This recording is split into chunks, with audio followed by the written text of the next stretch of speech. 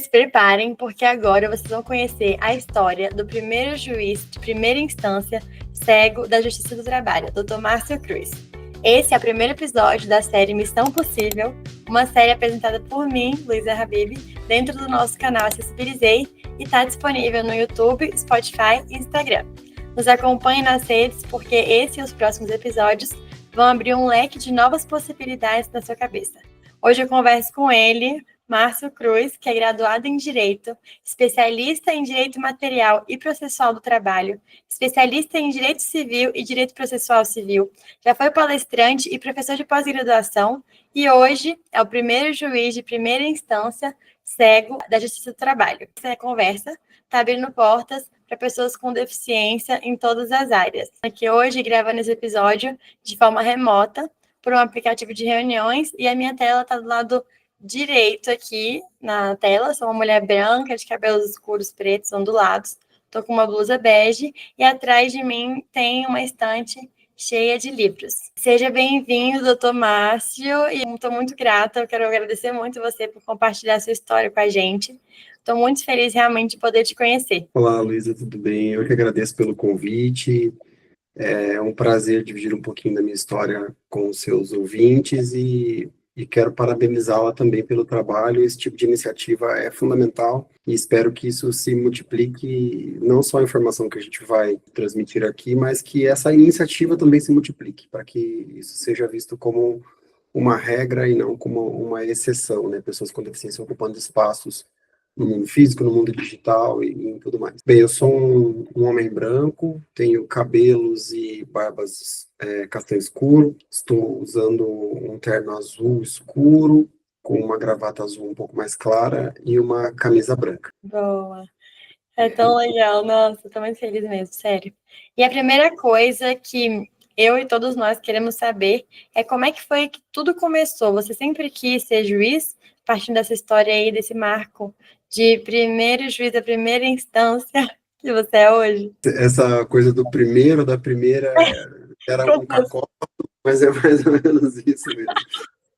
Até já vou usar um segundinho antes de te responder para explicar isso, é porque tem uma pessoa que eu amo de paixão, é meu mentor, ele é meu padrinho e é um grande amigo, que é o desembargador Ricardo Tadeu, que é uma pessoa cega, e ele foi o primeiro magistrado do Brasil com deficiência visual. Na magistratura nós temos os cargos de juiz, de desembargador e de ministro. Ele foi o primeiro desembargador, um juiz de segunda instância, que ingressou na Justiça do Trabalho pelo Quinto Constitucional, porque ele era membro do Ministério Público de carreira.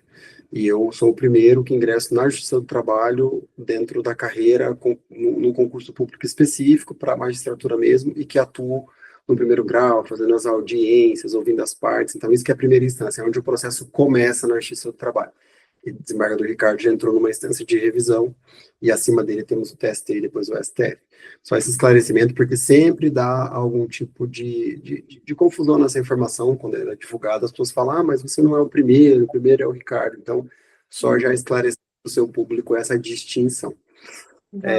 Bem, eu, quando criança, é muito engraçado, porque na escola eu perdi a visão dos 4 aos 8 anos em razão de 2 erros médicos consecutivos, né? Então foi uma perda progressiva ali. O primeiro erro médico me deixou com a visão que eu tenho hoje do meu olho esquerdo, que eu vejo luzes e cores. Então eu consigo ver o azul do meu paletó, mas eu não consigo ver o nosso desenho na tela, a sua fisionomia e etc. Eu vejo só as cores e as luzes, mas eu não vejo os contornos e as formas. E já do meu olho direito pegava bem, mas 3 anos depois disso eu sofri um segundo erro aí oftalmológico mesmo, que fez com que eu perdesse a visão. Nessa fase eu tinha aprendido a ler, aprendido a escrever, tinha ido para a escola, feito prezinho, e então naquela época, isso foi eu tenho 45, fiz 45 anos na última sexta-feira, dia 31, inclusive. Parabéns! Obrigado. Eu sou de 80, então essa minha perda da visão definitiva aconteceu em 87, meados de 87, a gente era a ditadura, um pouquinho antes da transição para o sistema democrático, e naquele momento a escola não tinha obrigação nenhuma com a pessoa com deficiência, eu fui convidado a me retirar da escola. Não. Fiquei 3 anos fora da escola, Nesse período eu aprendi Braille na casa de um amigo, um conhecido da família, que depois virou um grande amigo, que era uma pessoa mais velha, encontrar algum tipo de ocupação, que eu já gostava muito de estudar também. Assim, eu já tinha sido alfabetizado, já sabia ler, escrever, e foi um choque, assim, ficar longe da escola, longe de tudo. Depois eu voltei para a escola com a irmã desse mesmo moço que me ensinou o Braille, o Vicente, com a Maria do Carmo, que também já é falecida. Os dois, ambos são falecidos. E ela fez um projeto lá no interior do Paraná, ao lado de Maringá, uma cidade pequena chamada Sarandi, onde eu morava, de inclusão de pessoas cegas na escola. Então eu ia para a sala de aula regular de manhã e à tarde eu ficava com ela, no modelo que se tem hoje de ensino apoiado dentro do ensino público ou do privado. E aquilo foi pioneiro na minha cidade, os meus amiguinhos desistiram e eu fui ficando.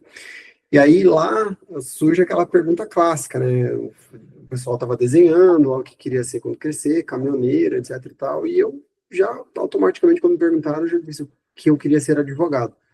Talvez influenciado pela televisão, pelo que a gente vê de filme, essas coisas, tá? Advogado sempre é uma coisa muito legal, assim, né? E na minha família também, uma família de ascendência toda italiana, em que o direito tem ninguém da minha família estudou, mas o meu avô sempre falava muito de advogados, contava causos e histórias, eu achava aquilo tudo muito impressionante, então eu sabia, já sentia genuinamente com 10 anos que o direito estaria no meu caminho, assim, ali que surgiu a fagulha do direito. É muito legal, sério. Foi bem no começo da sua vida, mas não foi exatamente juiz, então, que você queria ser, né? Começou aí a paixão pelo direito, e as coisas foram caminhando, e como é que você chegou nisso, então? O que aconteceu? É que aí tem uma questão que naquele momento eu nem sabia, né, essa diferença do que quem era juiz, quem era, a gente ouvia lá a palavra juiz, mas era uma coisa completamente distante, né, mas eu fiquei estudando em escola pública a vida toda, e no finalzinho do meu ensino médio, já estava para prestar vestibular, foi um período muito difícil, meu pai faleceu quando eu tinha 18 anos, então isso foi um ano e pouco depois que meu pai tinha falecido, chegou aquela hora do vestibular. E para mim só havia uma opção, era passar numa universidade pública ou não estudar, não fazer um curso superior. E a realidade do interior da pessoa com deficiência visual, especialmente total, era muito difícil, assim, né? As pessoas quando tinham um subtrabalho, ou viviam de assistencialismo, né, do governo, assim, e eram coisas que eu não queria para mim, já desde sempre, e embora eu tenha vindo também de uma comunidade muito simples, né, os meus amigos, os meus vizinhos, ninguém lá era miserável, ninguém passava fome, nada disso, mas não havia, assim, uma cultura de estudo, a maior parte dos meus amigos de infância foram absorvidos pelo trabalho infantil, e eu só acabei não sendo pelo fato de não enxergar, então não tinha nem trabalho para mim. Né, basicamente era isso. Então eu via no estudo uma forma de emancipação. E aí eu fui concorrer uma bolsa, ganhei uma bolsa numa escola privada, eles me acolheram, eles não tinham material em Braille, então eu só ouvia as aulas do cursinho, e aí eu já decidi que era direito.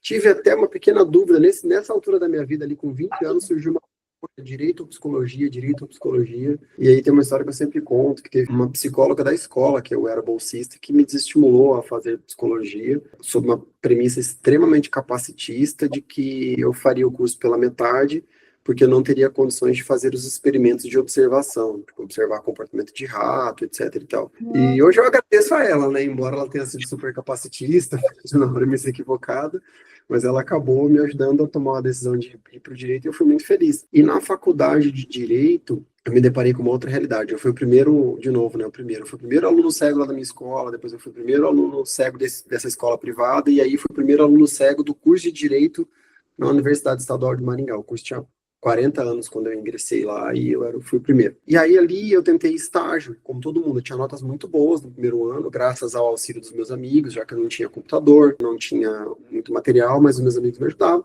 E aí eu tentei estágio em vários escritórios, tentei estágio em fórum, em coisas, e não rolava, pelo fato de eu não enxergar e do processo ser físico. E na minha sala tinha um moço que ele era auditor fiscal do trabalho, que foi uma pessoa que me ajudou demais também com materiais, com leitura, com vídeo, ele comprava vídeo de aula para me ajudar, para revisar a matéria, enfim, um cara sensacional, assim, um grande amigo, o Aloysio. E ele falou, cara, vai para o concurso público. E aí eu fiz um primeiro concurso que não deu certo, e no terceiro ano já eu fiz o meu segundo concurso, também com um estudo voluntariado de colegas que liam para mim, uma amiga mais especificamente lia para mim a maior parte do material, e nessa época eu estagiava em ONG, mas não na área jurídica, estagiava na área da pessoa com deficiência, ajudando a incluir outras pessoas com deficiência no mercado de trabalho, fazendo outras coisas que não no direito. Eu estava um pouco distante do direito. Tinha que ler as leis lá para entender os meus direitos, mas eu não atuava juridicamente. Ao contrário de todos os meus amigos da faculdade, que já tinham seus estágios, em escritórios de advocacia, etc e tal, e eu não. E aí eu fui para o concurso público, passei, fui o primeiro técnico judiciário cego da Justiça Federal de Maringá, no Paraná, passei junto com outros 2 colegas cegos que foram para outras lotações, e aí dentro do judiciário eu entendi, falei, poxa, já que eu estou aqui, eu quero ser juiz agora. Depois que eu entendi como funcionava, tudo que ficava ali à disposição do juiz, eu entendi, bom, acho que o meu lugar é lá, eu quero fazer isso. E aí, já com 26 anos, quando eu já estava no serviço público, é que a decisão foi definitiva, assim, de que na faculdade eu entendi que tinha que ser concurso, mas eu não sabia bem qual, se poderia ser uma advocacia pública, algo do gênero, mas quando eu entrei no judiciário eu entendi que era ali que eu queria ficar. Sério, que incrível! Primeiro, você está aberto a tudo isso, né? Porque eu também já passei por isso, por essas portas fechadas dentro do mercado de trabalho, só por ser quem a gente é, mas a persistência de continuar estudando e tal, e de ver outras possibilidades, transforma, né? E faz a gente chegar onde a gente quer chegar. Eu acho que isso é muito legal. E ter a confiança, ter isso que você falou das pessoas perto de você que te ajudam na acessibilidade, faz com que seja possível também, né? Às vezes a gente está em lugares que não estão preparados para receber. Na verdade, a maioria das vezes a gente está nesses lugares e a gente precisa das pessoas. E também eu acho que é muito legal falar isso. A gente também tem que ser muito humilde, né? Nessas horas, para entender que a gente não consegue e para aceitar a ajuda dos outros. Eu acho que pode ser uma dificuldade, assim.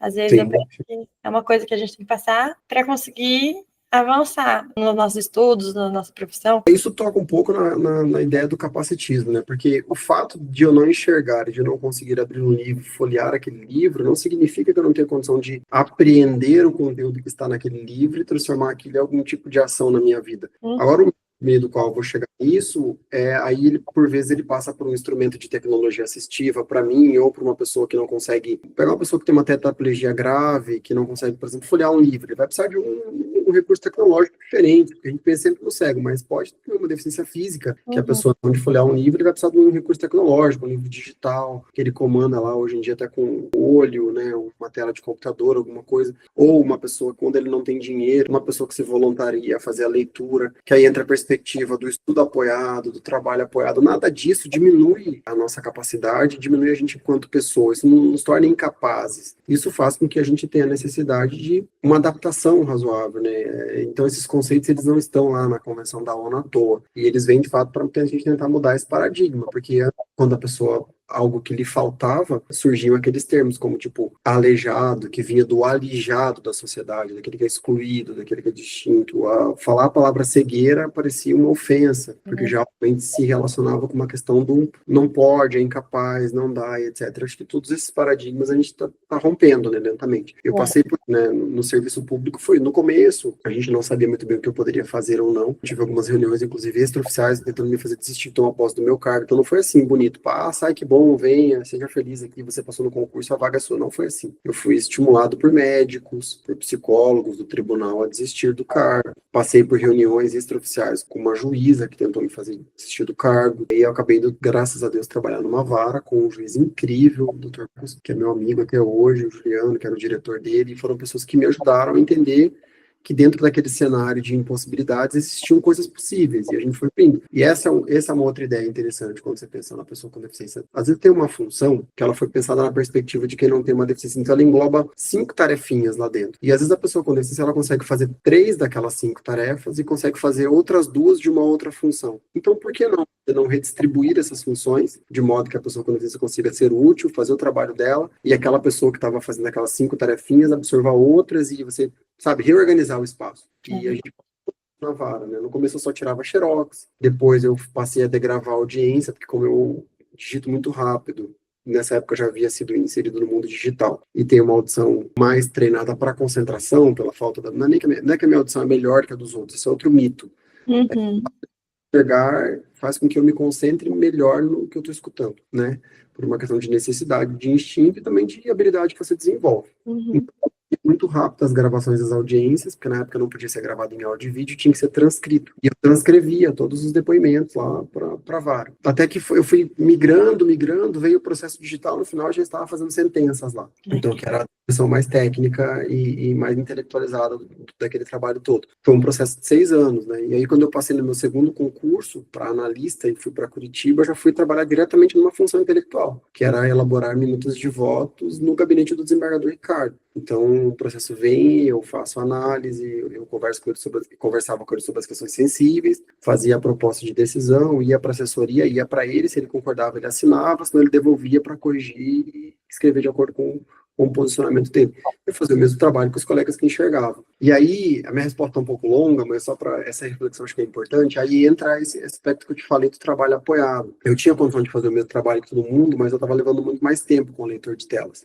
E aí, humano que eventualmente vai lá e olha um cartão ponto que está escrito à mão e me fala um dado que não é a decisão judicial. Aquele dado só é, nesse dia aqui a pessoa trabalhou até 19 horas. Isso do ponto de vista do direito pode ser tudo ou pode ser nada. Quem decidia se era tudo ou se era nada, dava a qualificação jurídica, ou seja, a parte intelectual do trabalho era minha. A estagiária de pós-graduação, ou os colegas que me auxiliavam, eles me davam um dado. E hoje é assim que eu trabalho. Hoje tem uma servidora do tribunal, uma pessoa da minha, que desempenha um cargo de confiança comigo, que ela não faz só isso, ela faz outras coisas, mas uma das coisas que ela faz é isso. Ela agiliza o meu trabalho procurando informações em processos longos, na hora que eu estou preparando a minha pauta para fazer minha audiência, etc e tal, ela coloca o olho para chegar mais rápido onde eu chegaria com os ouvidos e o leitor de tela, sabe? Então, esse é um trabalho apoiado que nada me desmerece como magistrado, né? É só uma adaptação. Interessante. As coisas vão evoluindo, a gente vai aprendendo como trazer mais acessibilidade de formas diversas, né? E a gente só consegue fazer isso, igual você falou, com pessoas com deficiência lá no meio do trabalho, porque aí a gente vai descobrindo com a experiência dessa pessoa o que precisa. Eu acho que as pessoas acham que é impossível porque elas não estão com a gente lá, elas não olham o que a gente precisa de verdade. Elas vêm com um monte de preconceito, achando que a gente precisa de tal e tal coisa, e às vezes é muito mais simples do que parece, né? Então essa impressão comigo.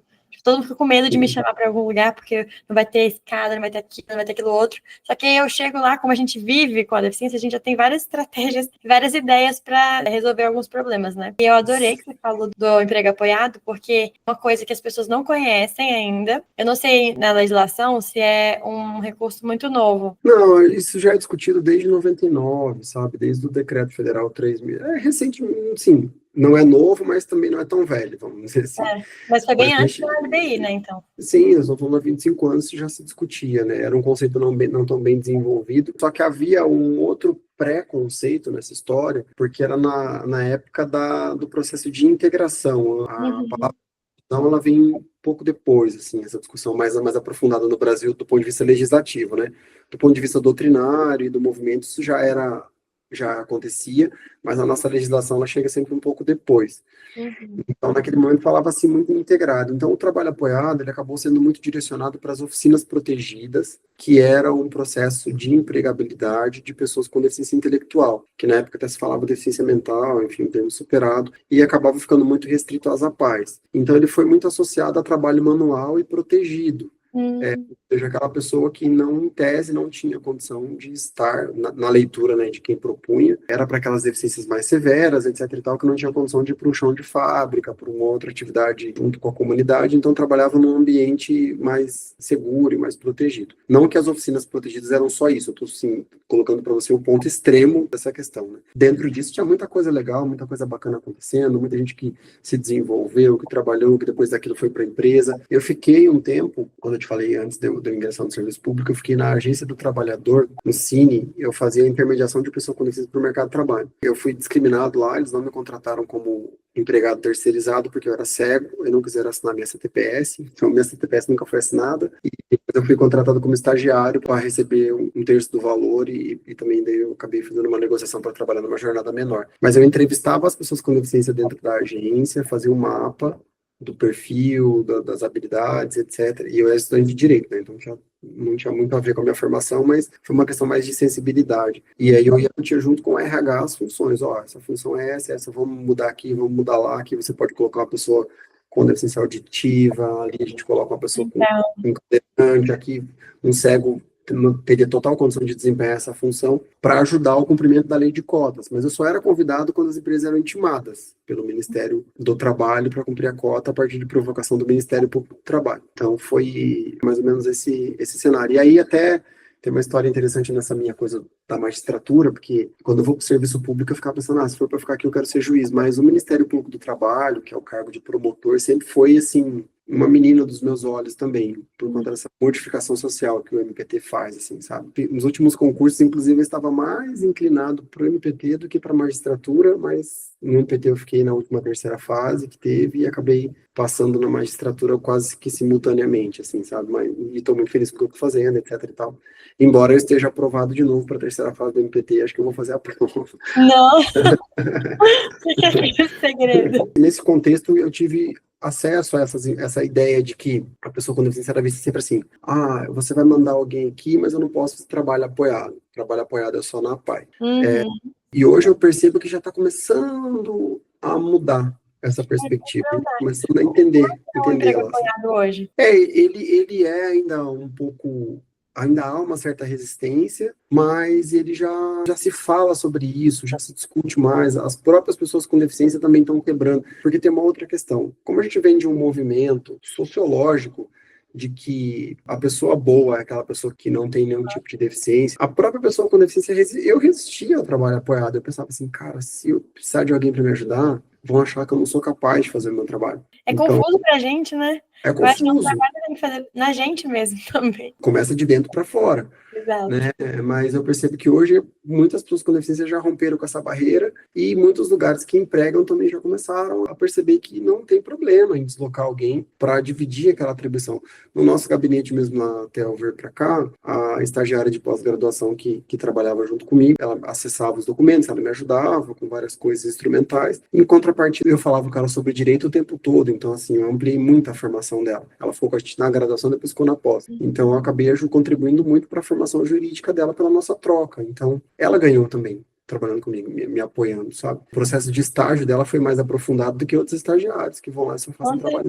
É uma oportunidade, eu acho, né? Super legal, é muito legal. Sim. E eu fico muito feliz que a gente tenha evoluído nisso e está caminhando para um mundo bem mais inclusivo. Acho que se a gente ver a história, né, a gente está no melhor momento até agora, indo para coisas melhores.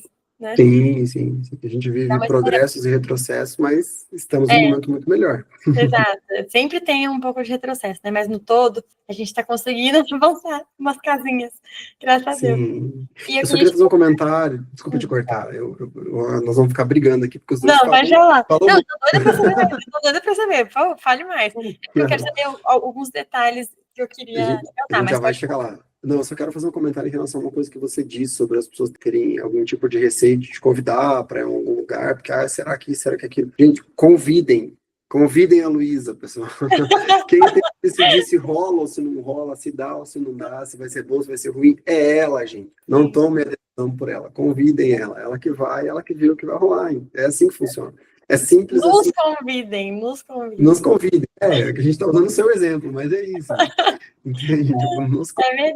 verdade. Eu acho importante falar isso. A coisa que eu mais odeio, assim, dessa coisa do capacitismo, além da falta de oportunidade, né, que isso aí é difícil, é muito, assim, dar um ódio mortal, mas depois disso, é o sentimento, a sensação que as pessoas têm quando chegam perto da gente. Não sei se você sente isso, mas, sim, tem uma energia que você fica com vergonha, fica assim, gente, tá tudo bem, calma, respira, relaxa, eu sou só uma pessoa, tipo, você pode falar qualquer coisa, a gente vai conversar, se fizer alguma coisa que eu não gostar, eu vou te falar, só que aquela tensão, aquela barreira, que, cara, a pessoa não dá nem oportunidade de a gente falar o que a gente pensa, o que é bom, o que não é bom, se a gente consegue, a gente gosta, né, porque às vezes a gente consegue, mas não quer ir porque a gente não gosta. E eu acho que aí tem dois fatores que eles podem estar associados ou não, mas eles são dois fatores que caminham, né, nessa direção, que são o preconceito mesmo, aquela pessoa que não quer lidar com isso, não quer ter contato, não quer, ser amigo de alguém assim dá muito trabalho, me aproximar de alguém assim vai dar trabalho, vou precisar ajudar, etc, não quero ajudar. E também tem a questão do desconhecimento. Eu pratico jiu-jitsu, né, já tem alguns anos já. E aí eu vou pra academia treinar, e cada vez que eu mudo de academia é sempre a mesma história. Eu sou faixa preta já de jiu-jitsu, enfim, já sou graduado, tenho primeiro dan, indo pro segundo dan. E eu percebo que sempre lá no tatame, quando eu chego, quando eu vou começar a treinar, as pessoas não sabem se podem treinar comigo como treinam com os outros, se não fazer vocês de café com leite, né?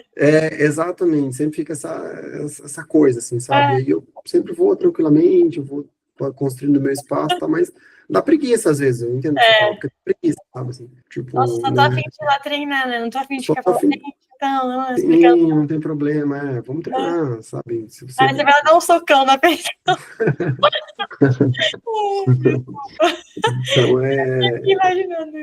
é mais ou menos isso, assim, que rola. Gente, olha aqui como é que eu sou, como é que eu consigo. Eu sou faixa preta, gente, pelo amor de Deus. Você tem que ir já com o uniforme todo pronto para as pessoas conseguirem entender que nível Sim, que tá. Sério. sim, Mas a sim. pergunta que eu queria fazer, na verdade, é que você falou toda a sua trajetória profissional, né? Eu acho super interessante, mas eu queria saber uns detalhes de, tipo assim, quais foram as acessibilidades que você utilizou para conseguir estudar, né? Para conseguir se capacitar. Os Leitor leitores de de tela, tela, na verdade. ele é um pouco lento, então você usava qual, assim? Ou você tinha outra estratégia para conseguir estudar, É, nessa é época? uma caminhada longa, né? Porque eu sou uma pessoa antiga, então eu passei pelo momento que Que o bom, a gente vai ter Braille muita coisa para aprender. é tipo um choque de gerações aqui, né? Também. Eu comecei com o Braille, mas nunca tive acesso a livro didático. Eu escrevia ou à mão, numa coisa chamada reglete, que você vai perfurando mesmo as letrinhas, ou depois uma máquina. Quando pintou a máquina Braille, que a gente recebeu uma doação, foi uma beleza, assim, eu digitava na maquininha. Mas eu ia para a sala de aula, alguém ditava o que estava no quadro para mim, eu escrevia, então ali eu fazia meu material. Isso funcionou durante o meu ensino fundamental e pedaço do médio, no cursinho já não rolou. Eu só ouvia e gravava as aulas. Na faculdade, eu ouvia e gravava, e os meus colegas liam para mim os livros, porque a aula era muito expositiva, mas ela era curta comparada com o livro de direito, assim. O livro de direito é muito extenso e eu não tinha livro em braille e eu não tinha sido incluído ainda no mundo digital por conta da barreira econômica, né? Eu só consegui computador quando eu estava no final do segundo ano da faculdade, indo para o terceiro, porque esse meu amigo me deu um computador. Na época da faculdade, a grana era muito curta, minha mãe era diarista e eu trabalhava na noite fazendo voz e violão em barzinho para complementar a renda além dos estágios, para pagar aluguel, essas coisas. Então o computador era muito caro, não era uma realidade para mim, assim. E eu não tinha tempo de parar também para aprender, não tinha muito lugar que dava aula, até que nessa ONG que eu fui trabalhar foi quando eu fui introduzido para o digital, eu tive aulas lá com um professor, que era um outro moço cego, e aí eu fui indo lentamente para o mundo digital, e aí começaram a pintar os livros em formato digital, acessível, que foi uma luta, assim, eu comecei em 2004, eu posso te dizer tranquilamente que só a partir de 2021, 2020 eu consigo hoje em dia entrar em contato com uma editora, solicitar uma obra em formato PDF acessível, mandar um atestado médico, comprovar que eu sou cego e esse livro ser vendido para mim. Então a minha formação ela foi misturada com depois que eu entrei no mundo digital, praticamente tudo passou para o leitor de telas. Assim, o Braille ele ficou obsoleto porque o direito é muito dinâmico, né? Então, muda tudo muito rápido, então ficava até complicado conseguir material. A impressora Braille é uma coisa fora da realidade, é muito caro. Então, o mundo digital me emancipou, porque a partir disso eu comecei a ter mais autonomia e não depender tanto das pessoas para as leituras. Então, basicamente foram os meios digitais. Mas na preparação para a magistratura, por exemplo, eu contei muito com a ajuda de amigos que pegavam, às vezes, um PDF, estava todo bagunçado lá, que alguém, um professor de separar, uma apostila de cursinho, alguma coisa assim que eles disponibilizavam, e que tinha muita tabela, tinha muita imagem, muita coisa no meio, e eu nem consegui ter um acesso de qualidade, porque o leitor de telas ele faz uma leitura contínua, né? Ele vai lendo palavra por palavra e vai descendo, e ele não tem assim, não salta. Se tiver uma imagem, ele não vai saltar, ele vai ficar ali meio perdido naquela imagem, etc. Uhum. Quem me ajudava limpando o material, a minha esposa, recortou muito o capítulo, eu falava, poxa, eu preciso ler o capítulo tal do livro, mas eu já queria ir direto ao ponto, sem as notas de rodapé, você consegue apagar para mim aqui e fazer um arquivo separado para mim, só para eu fazer a leitura desse trecho dela, me ajudava a fazer essa limpeza desse material, os meus amigos. Então foi assim, basicamente a ferramenta que eu usei foi o mundo digital, mas ainda com muito apoio humano para fazer com que esse material que não está pronto, não é pensado para quem não enxerga, mesmo no direito, que basicamente é a leitura, chegasse de uma forma acessível para mim. Muitas vezes, para assistir uma aula numa plataforma digital, eu acesso com o leitor, mas às vezes o botão de dar o play ele não era acessível. E Nossa. aí dependia de alguém que enxergava para dar um play para mim na aula, para eu conseguir assistir uma aula de um cursinho preparatório. E aí eu reportava, etc e tal, e a desculpa sempre era a mesma. Alguns cursinhos, eles se esforçaram muito, eu fiz amigos, assim, tem o professor Fabri, que eu sempre falo o nome dele, porque ele é um querido, é meu irmão, assim, que me ajudou de todas as formas possíveis para tornar a plataforma dele mais acessível, me dava via alternativa de acesso, me deu todo o material, nunca me cobrou nada, eu até queria pagar, e ele falava, não, você é meu convidado, ele é a mãe dele. Então, assim, encontrei muita gente boa, mas também encontrei cursinho que me disse isso sim, em 2022. Ah, acessa lá, se você não conseguiu, devolva tua grana e até a próxima. Nossa. Isso na área jurídica, né, curso de gente do meio do direito, que sabe que isso está errado. E aí eu ficava naquela, eu vou ficar brigando, podia processar, mas eu vou ficar brigando ou vou procurar outra via e vou me preparar, o concurso está andando. Mas basicamente foram os meios digitais, assim, que eu acabei usando desde Usou que eu todos, fui... né? Aparentemente. Usei todos, Usou todos, mas testou tudo. durante a longa da minha vida foram todos, mas no final mais o digital, assim, que é o que Então, funciona, mas ampliou. acho que ainda pode melhorar. Muito, muito, muito, muito, muito, É. muito. Ainda é uma coisa muito distante de ser acessível. Ela é acessável, são dois conceitos diferentes, né? Esses materiais, os sites, muitas vezes eles são acessáveis, mas não são acessíveis. Eu acesso, mas com muita dificuldade. Às vezes eu paro num recado lá que tem que clicar na imagem e ali morreu o meu acesso. Nossa, é verdade. Precisa de mais pessoas cegas na programação. Isso mesmo. Experiência do usuário. O que eles fizeram é cumprir um protocolo internacional de acessibilidade, sabe? Que explica certinho o que precisa ser feito, mas eles descumprem a revelia de todo mundo e ninguém faz nada e vai ficando por isso mesmo. Assim. Infelizmente é isso. Mas já temos, então, né? Um protocolo internacional. Né? Já. Então falta pressionar aí. Falta pressionar e ser cumprido. Conta com a gente para fazer isso. Você percebeu que várias pessoas na sua trajetória profissional duvidaram da sua capacidade. Inclusive, algumas pessoas tentaram te desencorajar a assumir o cargo, né? Por exemplo, o cargo de hoje ou os momentos da sua vida profissional. Mas eu queria saber se você mesmo já duvidou de si. Abre pra gente. Sabe que quando as pessoas começam a te dizer muito determinadas coisas, você começa a ficar meio na dúvida. Porque agora que tudo deu certo, parece fácil dizer que eu nunca duvidei.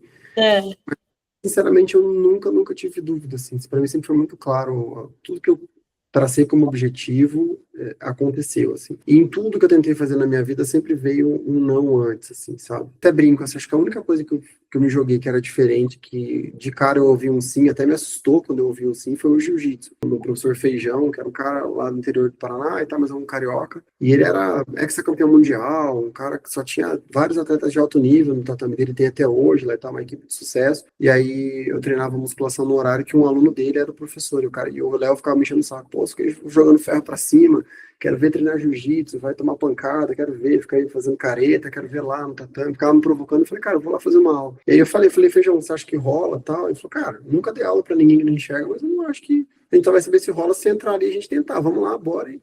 Vamos ver qual é. Então foi a primeira vez que eu vi um sim de cara, porque na música, eu tentei me inscrever numa escola técnica dentro da Universidade Estadual de Maringá e uma professora me disse, sim, com todas as letras, você nunca vai ser um músico completo porque você não enxerga, não tem como ler partitura e quem não lê partitura não é músico. E quem não enxerga é músico. Você fica meio naquela, assim, fala, poxa, será que é isso mesmo? E aí eu procurei outra escola, até que encontrei alguém que quis me dar aula, tá? Mas eu sempre encontrei reticências, assim, mas eu sempre fui atrás do que eu queria, assim, sempre coloquei na minha cabeça, minha mãe disse que eu sou muito teimoso, então se eu fiquei triste com todos esses nãos, todas essas confrontações, óbvio que sim, mas eu sempre ficava triste pela perspectiva do outro em relação a mim do que a minha própria perspectiva, assim. É interessante isso, né? Porque eu acho que a gente confiar no nosso potencial é o que faz diferença, né? Porque não interessa todo mundo falar não, você não desistiu, você sabia que você conseguia. E eu acho que tem uma coisa das pessoas com deficiência, eu também sou teimosa, não é porque eu, Luísa, sou teimosa, por acaso sou teimosa, mas é porque eu tenho uma deficiência, a gente precisa ser teimoso, assim. Falando sério, a gente tem que ser teimoso, insistente, resiliente, você não consegue nada. Sim. Porque o desconhecido ele é um pouco assustador agora mesmo, né? Na minha função recente, a coisa que mais me deixava assim, durante a escola de formação, até depois que eu falei, beleza, passei, agora vamos lá para a escola de formação, eu estava naquele mundo que eu conhecia, que era ser estudante. Então, beleza, né? Fiquei em São Paulo, depois eu fui aí para Brasília, fiquei na escola de formação, eu adorava os debates e tudo, etc. Mas quando foi chegar a primeira semana para ir para o Vamos Ver, eu ia fazendo audiências assistidas. Aí cheguei na primeira semana, em tese, pelo protocolo, era só para minha colega, que virou minha amiga, a Fran, que era minha juíza tutora. Na primeira semana era para eu não fazer audiência, era só para assistir, para ninguém, na verdade. Aí eu falei com ela, eu já queria fazer. Para ver qual é. Porque é uma coisa que ninguém nunca tinha feito na minha condição. Eu tive que pensar num método que foi olhar o processo antes, resumir lá os pedidos das partes, etc e tal, fazer um resuminho para eu conseguisse ler na hora, para eu não ter que abrir o processo, etc. E aí eu falei, vou experimentar esse método. Daí fui lá, é um método que veio da minha cabeça, assim. fazer isso, acho que vai rolar. E eu fiz o resuminho do processo, fui lá, sentei na frente dos advogados e foi aquela coisa, e rolou a primeira, rolou a segunda, e foi, e hoje em dia eu tô fazendo 16 por dia e vida que segue, tá tudo muito bem, assim, sabe? Tô bem feliz, consigo fazer tudo muito rápido, tenho orgulho de dizer que a pauta, a gente fala que é o dia da audiência, assim, minha pauta tá sempre muito no horário, nunca atraso, porque é isso, porque eu descobri que eu preciso fazer uma coisa que as pessoas às vezes não precisam, que é, tipo, estudar bem o processo antes. Então, eu gasto um tempo adicional. Hoje, a minha assistente me ajuda com essas informações, com esses resumos e tal. Mas é isso, então eu tive que encontrar o meu meio. O juiz que enxerga, os meus amigos, depois pega um pouco mais de experiência, ele abre o processo na hora, ele chama as partes ali, ele dá uma olhadinha antes, ver se não tem nenhum vício, nenhum problema, mas assim, os pedidos, a parte mais aprofundada, ele vê na hora ali, enquanto ele está perguntando, ele vai abrindo a petição, ele está com o olho na petição e está vendo a pessoa que está na frente dele e está perguntando, ele está ouvindo a pessoa e está vendo outra coisa. Eu não tinha como eu ficar ouvindo a petição e ouvindo a pessoa. Tem que ter um resumo do que está na petição. Então, veja, eu tive que criar uma adaptação, que é uma função diferente, que me assustou, porque eu tenho que dirigir o ato, eu vou estar na frente de advogados muitas vezes com 40 anos de carreira lá, e eu novato e tal, e rola uma insegurança, mas depois que eu entendi, opa, o meu método funciona, tá tudo bem, vamos lá, eu posso fazer isso, então vamos lá. Hoje em dia é natural, tá bem. Também porque em São Paulo tem uma coisa que é o volume, né? Em, sei lá, 3 meses de trabalho efetivo, eu já fiz mais de 400 audiências, então já deu pra... Nossa Senhora, meu Deus. Já deu para entender bem como é que o mundo funciona. Só trabalho bastante. É. Mas eu achei legal pegar isso junto com o que você falou, que foi a primeira vez que você fez isso, que você criou esse método, né? Porque não tinha forma de fazer isso de uma forma facilitada. E aí isso abriu, com certeza, muitas portas para os próximos juízes com deficiência visual total ou parcial, né? Sim, que também talvez não use o mesmo método que o meu, mas talvez a partir do meu aprimorem para... Pode melhorar o seu método, exatamente. Claro, então é isso, né? Como foi construído o método Braille, né? Inclusive. Sim. Então, uma pessoa teve uma ideia, depois foram melhorando, e acho que a acessibilidade é isso, não é quadrada, assim, é uma coisa constante, tá em sempre constante melhora. E eu acho que essa é a parte mais legal. A gente fala que a acessibilidade traz inovação, mas inovação também traz acessibilidade, né? Novas formas de acessibilidade. Eu acho isso muito legal. Eu acho que você está deixando um legado muito importante, não só para o pessoal da magistratura, mas toda a área do direito, né? Que tem que ler muito outras áreas parecidas de muita leitura. E eu acho muito legal, porque dá muita esperança. Pessoas com deficiência em todos os lugares. Eu acho que assim, sabe quando você pensa nisso, você fica assim, ó, já com energia. Assim, vamos mudar o mundo juntos, porque sozinho a gente não faz nada, né? Cada um na sua área, batendo na tecla lá, botando sua sementinha. Eu acho que a pessoa não precisa nem fazer nada, mas só dela estar lá e as outras pessoas verem aquilo, nossa, já muda a perspectiva sobre pessoas com deficiência, sobre deficiência. Até porque, como a gente sabe, a deficiência não avisa, né? Ela só aparece. Exatamente. Tem uma frase que eu vi nos meus estudos que fala: pessoas só não vão se tornar pessoas com deficiência se elas não viverem tempo suficiente. É mais ou menos isso, né? Porque também a gente sabe que isso vai acontecer mais cedo ou mais tarde. E eu tenho uma dúvida, uma curiosidade minha mesmo, assim, eu adoro saber coisas diferentes de várias áreas. Eu quero saber qual é a reação dos advogados, dos réus, das vítimas, na hora da audiência, quando eles veem que você é uma pessoa com deficiência. Tipo, você sente alguma coisa? Alguém já falou alguma coisa? Não, assim, eu nunca senti nada diferente, mas eu imagino que deve impactar de alguma forma, assim, né? A pessoa senta ali para ser ouvido e eu vou fazer as perguntas, mas acho que depois de um segundo talvez já naturalize, não vira... Que legal. Os advogados vão todo dia lá, né? Mas uma coisa curiosa, assim, que São Paulo é um fórum grande, mas a minha aprovação foi muito divulgada, sabe? Assim, saiu em sites com migalhas, saiu coisa no Metrópolis, que são veículos jurídicos expressivos, assim. Então, em função disso, muitos advogados já chegam lá sabendo quem eu sou. Já vão sabendo que eu estarei lá. É muito quando faz a primeira audiência comigo, fala, doutor, legal, não conheci o senhor, parabéns, estou muito impressionado, o senhor muito, muito tranquilo, a audiência com o senhor vai muito bem, não tem nenhum tipo de problema, nossa, muito legal, muito bacana. Problema no sentido, assim, de que a condição é leve, é tranquila. Acho que eles vão esperando alguma coisa diferente, aí ela vê que não tem nada diferente, eles ficam chocados porque é comum, sabe, assim, porque não tem nada demais. Então, acho que é melhor... natural. Eles chegam lá, só acontece, é uma audiência como qualquer outra, só acontece.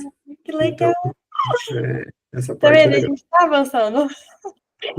Nossa, obrigada. Graças a você que está nesse lugar de tanta visibilidade, tão importante para a sociedade como um todo, né? Minha última pergunta que recado você quer deixar para pessoas com deficiência sobre o mercado de trabalho, as perspectivas que a gente tem de futuro aí? Eu acho que o grande caminho, na medida do possível, dentro da sua realidade, buscar a qualificação. A qualificação é o caminho para a gente chegar já em uma competitividade de fato, assim, né, real. A outra questão é não tenham medo de adaptações no seu método de trabalho, que podem ser adaptações só tecnológicas, de atitude, ou eventualmente até passar pela questão voltando naquele ponto que eu acho que é a questão do emprego apoiado. Pode passar por algum tipo de visão diferente de tarefas que passa por alguém, eventualmente fazer um feixe daquela tarefa que habitualmente é integralmente desempenhado por outra pessoa, mas que no seu caso vai precisar ter algum tipo de parceria no trabalho, pensar na perspectiva da troca. Isso não te diminui, isso não te torna incapaz, isso não é nada.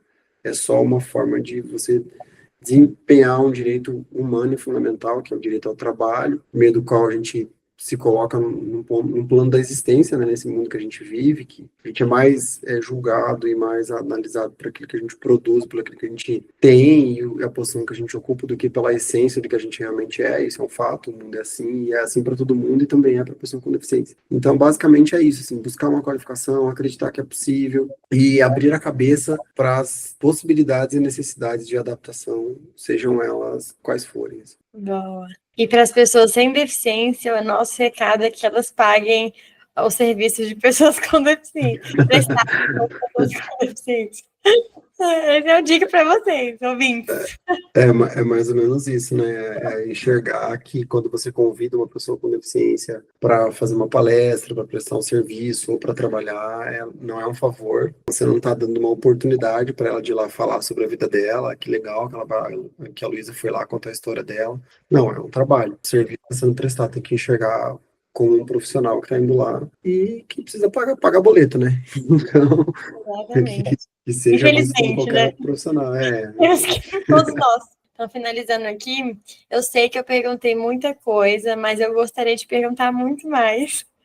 Eu, inclusive, quero agradecer demais por você compartilhar comigo e com nossos ouvintes tanta informação e experiência, inspirar pessoas, não por ser uma pessoa com deficiência, mas pela sua história de vida, de trabalho, de produtividade, de abrir espaço, quebrar barreiras. Isso faz muita diferença. E, às vezes, pode parecer que a gente não consegue, mas as nossas jornadas individuais podem dar resultados coletivos. Eu tenho certeza que a sua história está fazendo isso com outras pessoas. Então, pessoal, anotem e aguardem o próximo episódio que vem por aí sobre pessoas com deficiência em diversas profissões e como isso foi possível. Se você acha que isso também é importante e aprender alguma coisa aqui nesse episódio de hoje, eu peço que você compartilhe esse conteúdo com 3 pessoas que você conheça, porque isso vai contribuir muito para a acessibilidade e para o nosso trabalho. Muito obrigada, até o próximo episódio. Muito obrigada, doutor Márcio. Obrigado, Espero que a gente se encontre pessoalmente. É isso aí, nos encontraremos por aí em breve. Um abraço. Obrigadão.